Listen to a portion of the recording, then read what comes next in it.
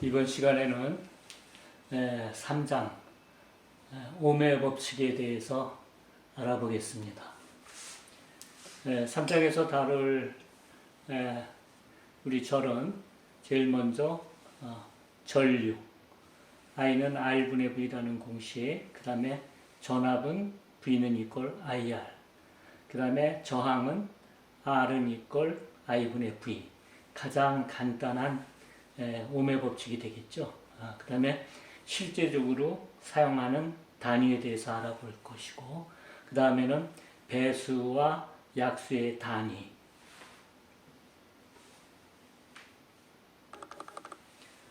그 다음은 전류와 전압이 선형적인 어떤 비례 관계가 있다는 것을 그 오매 법칙에부터 우리가 알아볼 것이고요. 그 다음에 이제 저항에 전류가 흐르면 소모되는 그 전력에 대해서 알아보고, 그 다음에 전력의 공식, 그 다음에 우리가 일반적인 그 실제적인 그 회로를 그 디자인하고 구성을 할 때 전압과 전류를 흘려줬을 때 거기에 알맞는 저항을 그 선택하는 것이 상당히 중요한 문제입니다. 그래서 요 3의 10절은 우리가 실제적으로 어떤 회로를 디자인할 때 필요한 그 항목이기 때문에 여러분이 눈여겨 보셔야 될 것 같습니다. 그 다음에 우리가 전기를 잘못 사용하면 감전사고라든가 불이 나는 이런 전기 쇼크에 대해서 알아보고,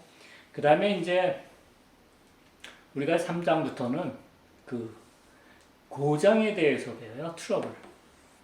그러니까 회로에 고장이 났을 경우, 예를 들면 여러분이 사용하는 어떤 장치에 고장이 났을 경우 AS 센터에 가서 고치는 것처럼 어떤 회로에 문제가 있을 적에 여러분들이 실제 그 회로에 어떤 문제가 있는지, 그리고 그 문제를 찾아가지고 해결하는 방법을 터득해야지만 진정한 엔지니어라고 할 수가 있겠죠. 그래서 주로 회로에서 생기는 그 트러블 문제는 여기 나와 있는 개방, 그 다음에 단락, 이 두 가지 현상에 의해서 주로 일어납니다. 그래서 개방 회로가 무엇인지, 단락 회로가 어떤 것인지를 우리 3장에서 마지막으로 알아보겠습니다.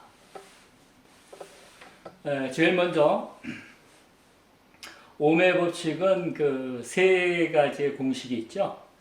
전류와 전압과 저항에 관한 공식이죠. 그래서 이 도표에서 보면은 전압을 위에다 놓고, 그 다음에 I, R 그러면은 예를 들면 V는 전압은 I 곱하기 R, 그 다음에 전류는 R분의 V, 그 다음에 저항은 R은 I분의 V. 이와 같이 이 세 가지 공식이 기본적으로 우리가 사용되는 오매 법칙의 공식입니다. 이 공식에서 여러분 알다시피 V는 볼테이지, 전압을 의미하고요. I는 커런트, 전류, R은 레지스턴스, 저항 값을 의미합니다. 회로에서 가장 기본적인 공식이 오매 법칙이라고 말할 수 있습니다. 3의 1절에서는 전류에 대해서 알아보겠습니다. I는 R분의 V. 그리고 앞서 말씀드린 것처럼 전류의 단위는 암페어. 그리고 이 옆에 있는 그 회로를 보시게 되면 이렇게 전압원이 0에서부터 2V, 4V, 6V, 8V, 10V, 12V 탭을 둬가지고 연결시킬 수 있다고 가정을 했을 때 우리가 램프를 이와 같이 중가운데다가 전류계를 연결해 가지고 이와 같은 완전한 회로를 형성을 했을 때 여기서 흐르는 전류 I는 어떻게 구할 것이냐, 이런 게 이제 해결이 되는 거죠. 오매 법칙을 이용해서. 그렇다면 여기에서의 전류는 이 백열등, 이 램프의 자체 내 저항이 존재하니까 그 저항을 요 탭에다 12V에다가 연결이 됐으니까 여기에 흐르는 전류는 이 저항을 12V를 이 저항값으로 나누어 주면 되고, 10V에 연결되면 역시 마찬가지로 4V에 연결됐으면 4V에 마찬가지. 그래서 여기에 흐르는 전류를 이와 같이 구할 때 우리가 ohm의 법칙을 사용해서 구할 수가 있습니다. 그리고 여기 전압을 2V에서부터 12V까지 증가시킬 때 전류가 많이 흐르기 때문에 이 램프의 전구는 더욱더 밝아지게 됩니다.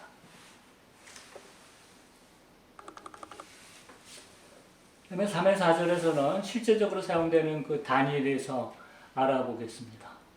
세 가지 형태의 ohm의 법칙이 있는데, 예를 들면 전류, 그 다음에 전압이죠. 그 다음에 저항. 이 세 가지 형태의 그 단위를 우리가 정의할 수 있습니다. 그래서 제일 먼저 전류의 단위, 1A는 1V per 1오hm, 그 다음에 1V는 1A 곱하기 1오hm, 그 다음에 1ohm은 1V 나누기 1A, 이렇게 정의를 내릴 수가 있습니다. 예를 들어 보면 이 회로에서 제일 위의 회로에서 전원이 20V고 저항이 4ohm일 때 그때 흐르는 전류는 얼마냐? 이와 같은 회로도에서 우리가 I를 구하는 거니까 I는 R분의 V. 그래서 V가 20V. 그 다음에 저항이 4V니까 4분의 20 해가지고 5A. 이렇게 구하면 되겠죠. 그 다음에 그 두 번째 회로에서는 저항 12ohm에 1A가 흘렀을 때 저 배터리의 전압은 얼마이냐? 이런 걸 구했을 적에 전압을 구하는 문제니까 V는 IR. 그래서 1A 곱하기 12ohm은 12V 이렇게 구하면 되겠습니다. 그 다음에 세 번째 회로에서는 전압이 6V일 때 그 회로에 3A가 흐른다. 이렇게 가정을 했을 때 그때 저항값은 얼마이냐? 그래서 이 저항을 구하는 문제니까 저항 R은 I분의 V. 그래서 6V를 3A로 나누면 2ohm. 이와 같이 ohm의 법칙을 사용을 해가지고 전압, 전류, 저항을 계산할 수가 있습니다.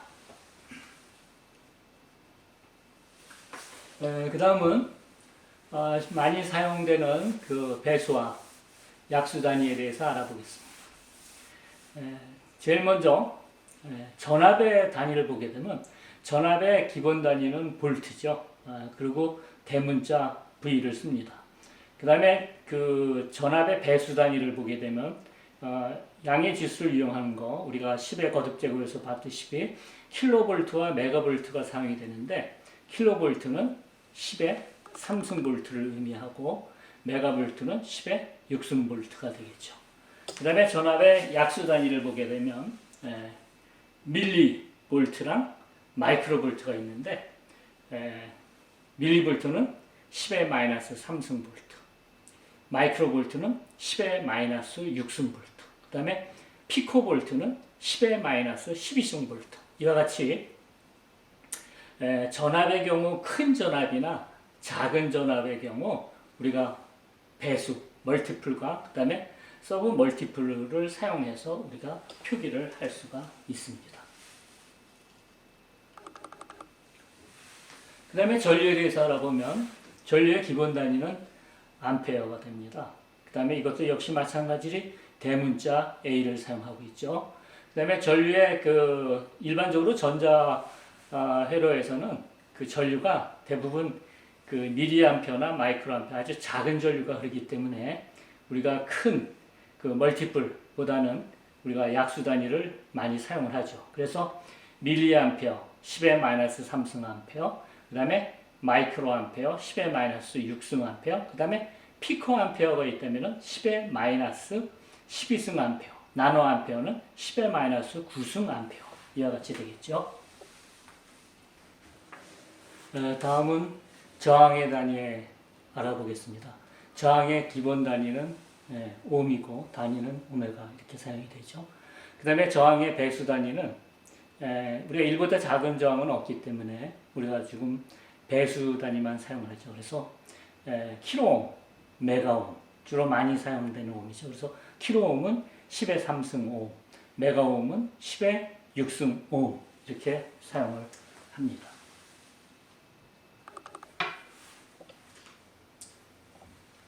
전압과 전류 사이의 선형 비례에 대해서 알아보기로 하겠습니다. 오음의 법칙 공식 I는 R분의 V에서 만약에 R을 일정하게 놨을 때 I가 V에 정비례한다는 것을 여러분은 알고 있죠.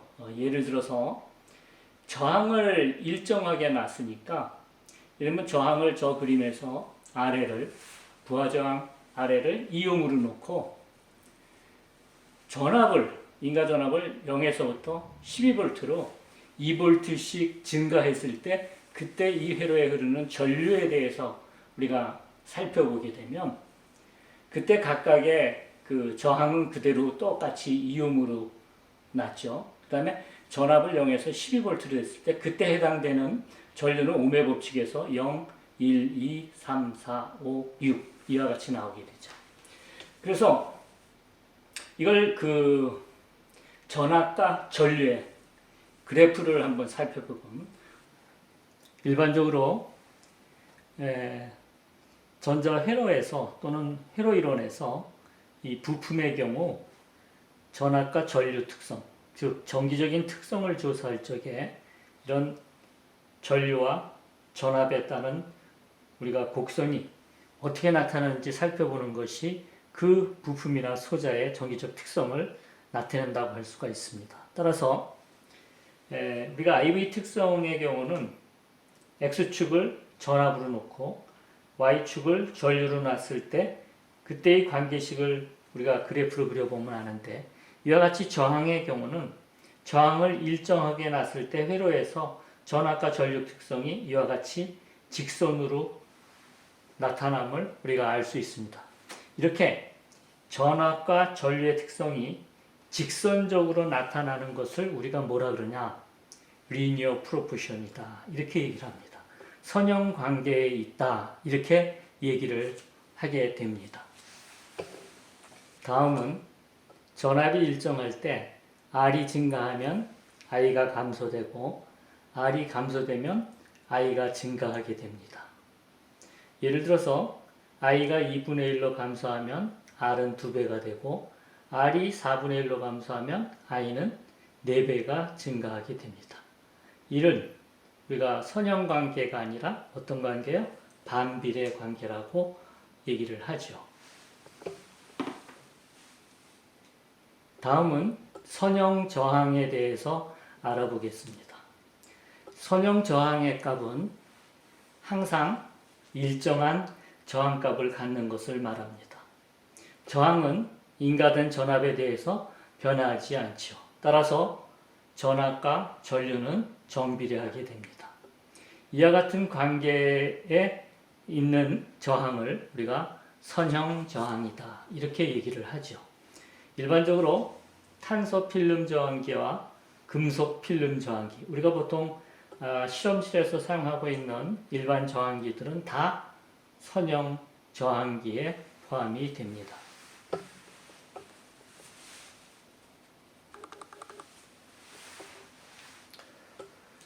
자, 이와 같은 회로에 전압을 0에서부터 9V까지 변화시키면서 저항이 1ohm일 때, 2ohm일 때, 4ohm일 때 흐르는 전류를 계산해서 그래프로 그린 결과입니다.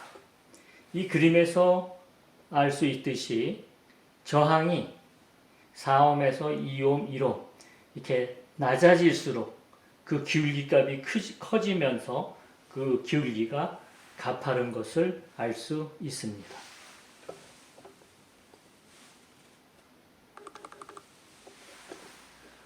선형 저항에 대해서 우리가 알아봤는데 그 다음은 이제 비선형 저항에 대해서 알아보겠습니다.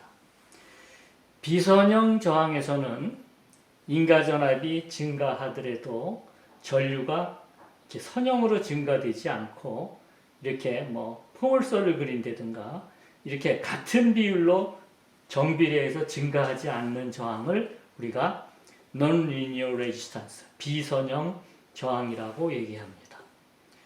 그래서 일반적으로 이 램프의 필라멘트 저항이 결과적으로 비선형 저항에 해당이 되고, 이 필라멘트에 전류가 흐르게 되면 이 필라멘트의 저항이 증가되기 때문에 전압이 증가되면서 전류가 증가되면서 저항이 커지기 때문에 전류가 이렇게 비례해서 올라가지 않고 전류가 이렇게 서서히 세츄레이션, 포화되는 것을 알 수 있습니다. 이와 같이 이러한 특성을 가진 저항을 우리가 비선형 저항이다, 이렇게 얘기를 합니다.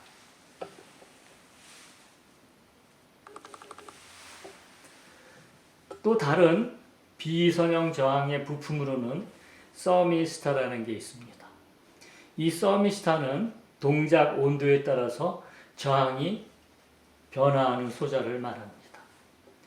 예를 들어서 저항이 온도가 증가함에 따라 저항이 증가하면 우리가 정저항 온도계수 해가지고 PTC라 그러고, 반대로 온도가 증가되면 저항이 감소되는 이런 서미스터를 NTC 서미스터라고 얘기합니다. 예를 들어서 전압이 증가될 적에, 지금 전압이 증가되면 전류가 지금 현재 이와 같이 리니어하지가 않고 이렇게 증가하는 것을 알 수 있습니다.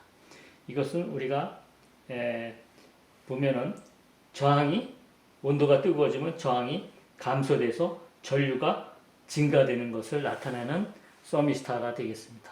그래서 이 서미스터를 우리가 비선형 소자다, 이렇게 얘기를 합니다.